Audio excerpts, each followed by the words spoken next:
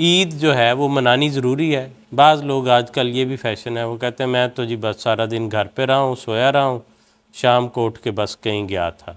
ضروری ہے عید منائی جائے؟ بالکل، حضور صلی اللہ علیہ وسلم کی سنت ہے.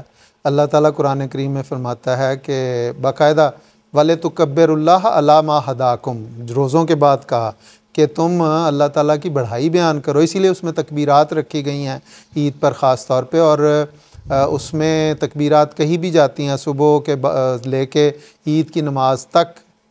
وہ تکبیرات وہی جو ہم عید الاضحیٰ پہ 5 دن کرتے ہیں، یعنی 9 ذی الحج سے لے کے 13 ذی الحج تک کرتے ہیں، وہ اس عید الفطر میں جو تکبیرات ہیں وہ صبح فجر کی نماز کے بعد سے شروع ہوتی ہیں، اور عید کی نماز تک جانے تک بعض احادیث میں آتا ہے کہ آن حضور صلی اللہ علیہ وسلم جب عید کی نماز کے لیے پہنچ جاتے تو وہ تکبیرات چھوڑ، تو آن حضور صلی اللہ علیہ وسلم نے عید پڑھائی.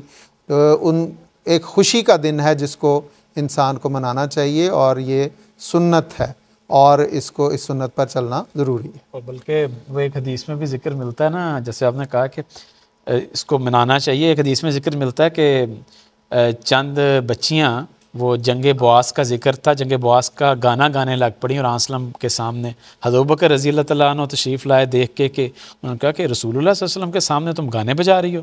تو آنسلم نے فرمایا کہ یہ عید کا دن ہے، آج ان کو کچھ نہ کہو.